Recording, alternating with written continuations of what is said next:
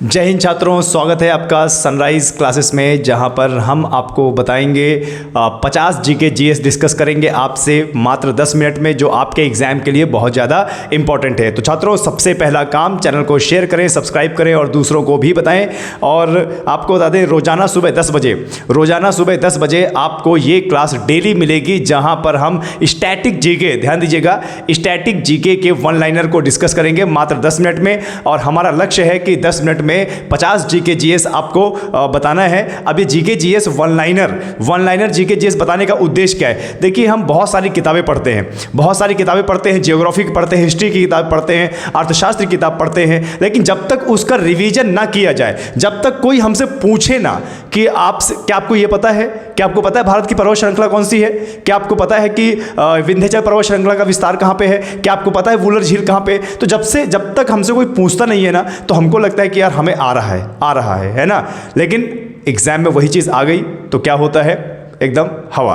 इसलिए हर चीज का वन लाइनर या फिर हर चीज का रिवीजन करते रहना चाहिए। जो भी जीके जीएस है उसको दोहराते रहना चाहिए। और मेरा ये दावा है कि जो भी छात्र रेलवे, एनटीपीसी, एसएससी, बैंक, इन सब की तैयारी कर रहे हैं, उनके लिए मेरी क्लास बहुत ज़्यादा बेहतरीन रहेगी। ठीक है, तो चलिए छात्रों, शुरू करते हैं। और सभी छात्र चैनल को शेयर कर लें और सब्सक्राइब कर लें और दूसरों को भी बताएं। ठीक है, चलिए आज की क्लास शुरू करते हैं। तो सबसे पहला हमारा प्रश्न क्या है? मोहनजोदड़ो कहां पर है? पाकिस्तान में। ठीक है, ध्यान देना बच्चों, मोहनजोदड़ो कहां पे है? पाकिस्तान में है। और मोहनजोदड़ो को बोलते थे भैया मृतकों का टीला।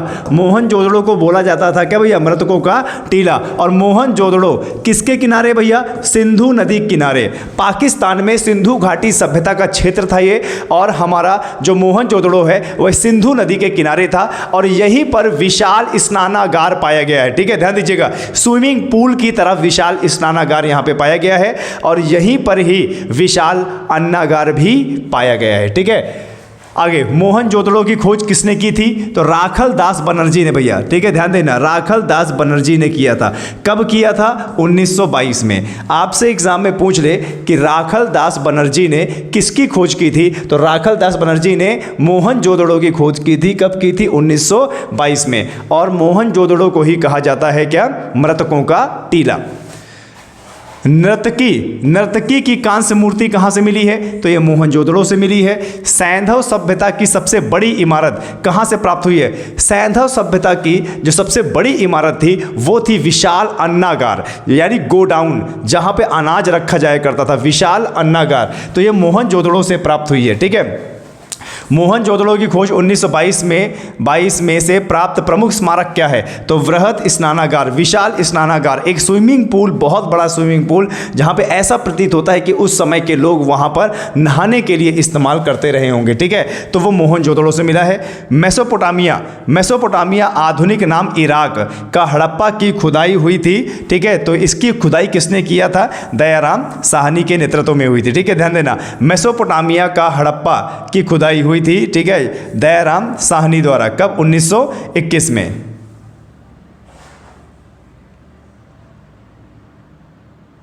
ठीक है, बहुत बढ़िया। सिंधु घाटी के लोगों ने पूजा की किसकी? तो सिंधु घाटी के लोग मात्र देवी की पूजा करते थे। ठीक है, ध्यान दीजिएगा, एक कांस्य से बनी मूर्ति थी और महिला की मूर्ति थी, और उसको समझा गया मात्र देवी। और यहीं से एक मूर्ति निकाली गई है सिंधु घाटी सभ्यता से, जिसके गर्भ से एक पौधा जन्म ले रहा है। ऐसा प्रतीत होता है कि मानो वह धरती माता की मूर्ति हो, तो वह मात्र देवी की मूर्ति की पूजा किया करते थे। ठीक है, चलिए बच्चों आगे बढ़ते हैं, थोड़ा प्राचीन इतिहास के बारे में और देख लेते हैं। ठीक है, आर्यों का भारत आगमन कब हुआ?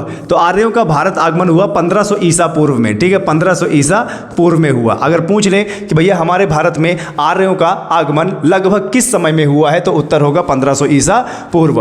आर्य पहले कहाँ बसे? तो आर्य पहले सैंधव क्षेत्र में बसे, यानी पंजाब और अफगानिस्तान के मध्य।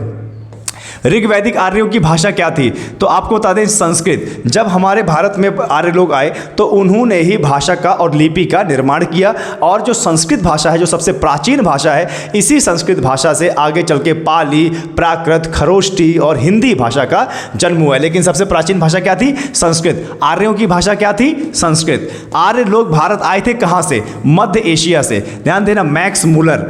ठीक है, ध्यान देना, मैक्स मुलर ने बताया था, मैक्स मुलर ने बताया था कि सबसे सटीक आर्य लोग भारत में कहाँ से आए थे?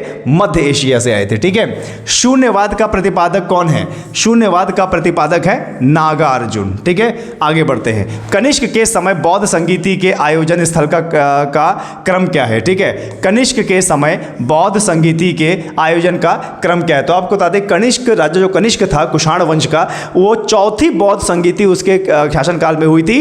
आपको बता दें कुंडग्राम कुंडलवन जम्मू कश्मीर में। ठीक है, बौद्ध धर्म की 4 संगीति हुई है, लेकिन जो चौथी संगीति हुई है वो कनिष्क यानी कुषाण वंश के शासनकाल में, कनिष्क के शासनकाल में कुंडलवन जम्मू कश्मीर में। ठीक है, तो ध्यान देना, पहली बौद्ध संगीति राजगिर में हुई है, पहली बौद्ध संगीति राजगिर में हुई है, दूसरी बौद्ध संगीति वैशाली में हुई है, तीसरी पाटलिपुत्र में हुई है और चौथी कहाँ पे हुई है?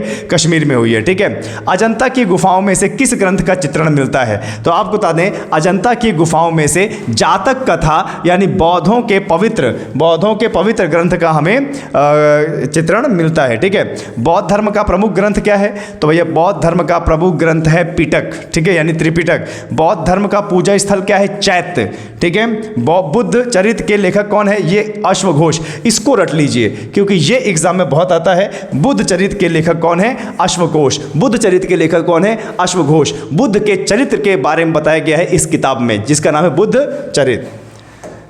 आगे बढ़ते हैं और थोड़ा सा गुप्त वंश के बारे में देख लेते हैं, क्योंकि गुप्त वंश से एग्जाम में आना तो हर हाल में लाजमी है, आ ही सकता है। नालंदा विश्वविद्यालय की स्थापना किसने करवाई भाई? कुमार गुप्त ने। ठीक है, गुप्त वंश के शासक कुमार गुप्त ने। नालंदा विश्वविद्यालय की स्थापना किसने कराई? कुमार गुप्त ने। नालंदा विश्वविद्यालय को ध्वस्त किया था, नालंदा विश्वविद्यालय में आक्रमण जो किया था, ध्वस्त किया था, उसकी लाइब्रेरी को जला डाला था, और इतना भयंकर आपको बता दें ये कर्म था कि 6 महीने तक वहाँ की लाइब्रेरी, वहाँ की किताबें जलती रही। तो वो कौन था भाई? बख्तियार खिलजी ने। ठीक है, मोहम्मद गौरी का सेनापति बख्तियार खिलजी ने। विक्रमशिला विश्वविद्यालय की स्थापना किसने कराई? धर्मपाल ने कराई। पाल वंश के शासक धर्मपाल ने। महरौली में स्थित राजा चंद्र के लौह स्तंभ को बनवाया था चंद्रगुप्त द्वितीय ने। महरौली में स्थित राजा चंद्र के लौह स्तंभ को बनवाया था कहाँ पे? चंद्रगुप्त द्वितीय ने। और इसी महरौली में कुतुब मीनार भी है, इसी महरौली में कुतुब मीनार भी है, और कुतुब मीनार बनवाया था कुतुबुद्दीन ऐबक ने। ठीक है, चलिए बच्चों आगे बढ़ते हैं। बहुत इंपॉर्टेंट है, लाइक करते रहिए, शेयर करते रहिए। गंगई कौंड कहा जाता है? गंगई कौंड कहा जाता है किसको? राजेंद्र प्रथम को। ठीक है, गुप्त काल की राजकीय भाषा थी, गुप्त काल की राजकीय भाषा थी संस्कृत। ठीक है, और गुप्त काल में ही संस्कृत का उद्धार हुआ है, पुनरुत्थान हुआ है। ठीक है, भारतीय इतिहास का स्वर्ण युग किसे कहा जाता है? तो गुप्त काल को ही कहा जाता है। ठीक है, ध्यान देना बच्चों, तैयारी कर रहे हो ना सरकारी नौकरी की, गुप्त काल बड़े अच्छे से पढ़ लीजिए क्योंकि एग्जाम में बहुत आता है। ठीक है, आगे गुप्त वंश का अंतिम शासक कौन था? तो आपको बता दें, गुप्त वंश का अंतिम शासक था विष्णुगुप्त। ठीक है, आगे बढ़ते हैं। चलिए देख लेते हैं भारत के कुछ बाघ अभ्यारण्य, देख लेते हैं भैया भारत के कुछ बाघ अभ्यारण्य। ठीक है, बाघ अभ्यारण्य यानी टाइगर रिजर्व, एग्जाम में बहुत पूछता है कि ये टाइगर रिजर्व कहाँ का है और ये टाइगर रिजर्व कहाँ का है, तो आपको पता होना चाहिए कि हमारे भारत में कौन सा टाइगर रिजर्व कहाँ का है। ठीक है, तो चलिए पढ़ लेते हैं। बांदीपुर टाइगर रिजर्व, ध्यान देना, बांदीपुर टाइगर रिजर्व। तो बांदीपुर टाइगर रिजर्व कहाँ का है भैया? कर्नाटक का है। ठीक है, पश्चिमी घाट में आता है। ठीक है, Corbett tiger reserve, Jim Corbett tiger reserve, ये उत्तराखंड में स्थित है। ठीक है, कान्हा टाइगर रिजर्व मध्य प्रदेश में। पूछ ले कि सबसे ज्यादा टाइगर रिजर्व कहां पे है, तो सबसे ज्यादा टाइगर रिजर्व मध्य प्रदेश में है, और सबसे ज्यादा बाघ भी कहां है? मध्य प्रदेश में। ठीक है, मानस टाइगर रिजर्व असम में, मेलघाट टाइगर रिजर्व महाराष्ट्र में, पलामू टाइगर रिजर्व झारखंड में, और रणथंभौर टाइगर रिजर्व कहाँ पे है? राजस्थान में। ठीक है, तो ये कुछ हमारे टाइगर रिजर्व है। ऐसे तो ये पूरे तो नहीं है, लेकिन कुछ तो हैं, बाकी किसी न किसी जीके जीएस की क्लास में मैं पूरे बताते रहूँगा। ठीक है, चलिए आगे बढ़ते हैं और देख लेते हैं कुछ हमारे जीआई टैग, देख लेते हैं भाई हमारे कुछ जीआई टैग। ठीक है, कि हमारे किस किस राज्य के किसको जीआई टैग मिला है। ठीक है, ओके, श्रीकालहस्ती कलमकारी, श्रीकालहस्ती कलमकारी। ओके, तो इसमें बच्चों ये नहीं बताया गया कि ये जीआई टैग कहाँ का है। इसके लिए मैं आपको एक अलग से वीडियो बना दूंगा, ठीक है, एक पूरा, कि जहाँ पर किस उत्पाद को कौन कौन सा जीआई टैग दिया गया है। आपको बता दें, भारत में सभी राज्यों को अगर मिला दिया जाए तो 600 से ज़्यादा प्रोडक्ट को जीआई टैग दिया गया है, ठीक है। कोई भी प्रोडक्ट हमारे एग्जाम में आ सकता है और ज़्यादातर करंट अफेयर का ही आता है, तो मैं इसमें अलग से एक वीडियो बना दूंगा। क्लियर है? चलिए आगे बढ़ते हैं और देखते हैं कि अगला हमारा जीके जीएस क्या है। देख लेते हैं क्या बोल रहा है। भारत में रेलगाड़ी सेवा की शुरुआत कब हुई? तो भारत में रेलगाड़ी की शुरुआत हुई 1853 में। कहाँ से कहाँ हुई थी भैया? मुंबई से कहाँ तक? थाने तक। मुंबई से कहाँ तक? थाने तक। भारत की सबसे बड़ी मीठे पानी की झील कौन सी है? तो भारत की सबसे बड़ी मीठे पानी की झील है वूलर झील। और भारत की सबसे बड़ी खारे पानी की झील चिलिका झील। क्लियर है? आगे, ताजमहल कहाँ पर स्थित है? आगरा में। नोबेल पुरस्कार प्राप्त करने वाली पहली भारतीय महिला कौन थी? तो नोबेल पुरस्कार प्राप्त करने वाली पहली भारतीय महिला मदर टेरेसा। भारत की सबसे लंबी नदी कौन सी है? तो गंगा नदी भारत की सबसे लंबी नदी है। संविधान सभा के अध्यक्ष कौन थे? तो संविधान सभा के स्थायी अध्यक्ष थे डॉक्टर राजेंद्र प्रसाद और अस्थायी अध्यक्ष थे सच्चिदानंद सिन्हा। ठीक है। ओलंपिक खेलों में भारत ने पहला स्वर्ण पदक किस खेल में जीता था? तो ओलंपिक खेलों में भारत ने हॉकी में अपना पहला पदक जीता था। ठीक है, चलिए आगे बढ़ते हैं और देखते हैं कि अगला हमारा जो प्रश्न है वो क्या है। अगला हमारा प्रश्न क्या है? राजस्थान का हिल स्टेशन का नाम क्या है? तो राजस्थान का हिल स्टेशन का नाम क्या है? माउंट आबू। यहीं पर क्या है भैया? यहीं पर दिलवाड़ा का जैन मंदिर है। दिलवाड़ा का भैया क्या? जैन मंदिर है। ठीक है। क्या आप जानते हैं कि भारत का सबसे गहरा बंदरगाह कौन सा है? तो भारत का सबसे गहरा बंदरगाह है विशाखापट्टनम बंदरगाह। ठीक है, भारत का सबसे गहरा बंदरगाह है क्या? विशाखापट्टनम बंदरगाह। पूर्व का स्कॉटलैंड किसे कहते हैं? तो शिलोंग मेघालय को पूर्व का स्कॉटलैंड कहते हैं। शिलोंग मेघालय को पूर्व का स्कॉटलैंड कहते हैं। ठीक है। पोर्ट ब्लेयर बंदरगाह कहां पे स्थित है? तो पोर्ट ब्लेयर भैया राजधानी है कहां की? अंडमान निकोबार की। यहीं पर है पोर्ट ब्लेयर बंदरगाह। केरल राज्य की स्थापना कब हुई थी? तो 1 नवंबर 1956। भारत की पूर्व से पश्चिम तक की दूरी कितनी है? तो भारत से यानी गुजरात से लेकर अरुणाचल प्रदेश, तो गुजरात से लेकर अरुणाचल प्रदेश की दूरी कितनी है? 2933 किलोमीटर। स्वामी विवेकानंद हवाई अड्डा किस राज्य में है? तो यह है छत्तीसगढ़ में। ठीक है। और क्या है? कलमकारी लोक कला शैली कहां का संबंधित है? तो कलमकारी लोक कला शैली यह आंध्र प्रदेश से संबंधित है। ठीक है। और कुचिपुड़ी नृत्य भी कहां का है? आंध्र प्रदेश का है। ठीक है। तो चलिए बच्चों, आज का ये लास्ट स्लाइड है, यहां पे देख लेते हैं हमारे प्रश्न। अहमदाबाद शहर नदी किस नदी के किनारे है? साबरमती नदी। और साबरमती नदी किनारे ही गांधी जी ने साबरमती आश्रम बनाया था। ठीक है। आगे, राष्ट्रीय उद्यान बंगाल टाइगर किसके लिए प्रसिद्ध है? बांधवगढ़ राष्ट्रीय उद्यान के लिए। किसके लिए भाई? बांधवगढ़ राष्ट्रीय उद्यान के लिए। ये क्वेश्चन थोड़ा सा मुझे गलत लग रहा है, इसको आप मत पढ़िए। ठीक है, ये थोड़ा सा मिस प्रिंट हो सकता है। भारत के प्रथम गवर्नर जनरल कौन थे? तो भारत के प्रथम गवर्नर जनरल विलियम बेंटिंक थे। और बंगाल के प्रथम गवर्नर जनरल थे, आपको बता दें, वॉरेन हेस्टिंग। ठीक है। टेलीविजन का आविष्कार किसने किया? जॉन लॉगी बेयर्ड ने। ठीक है। संयुक्त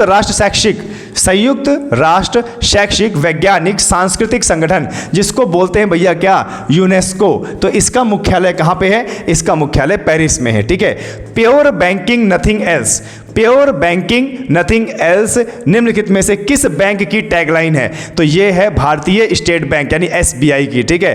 पंडोह बांध किस राज्य में है? तो पंडोह बांध है हिमाचल प्रदेश में। ठीक है। चलिए, यहां पर आपके वन लाइनर समाप्त हुए। रोजाना इसी दिन आपको इतने बेहतरीन जीके जीएस मिलेगा, स्टैटिक जीके, जिससे आपका रिवीजन भी होगा और आपके एग्जाम में आने के चांसेस तो वैसे ही हैं। ठीक है। चलिए मिलते हैं अगले लेक्चर में, तब तक के लिए जय हिंद, जय भारत।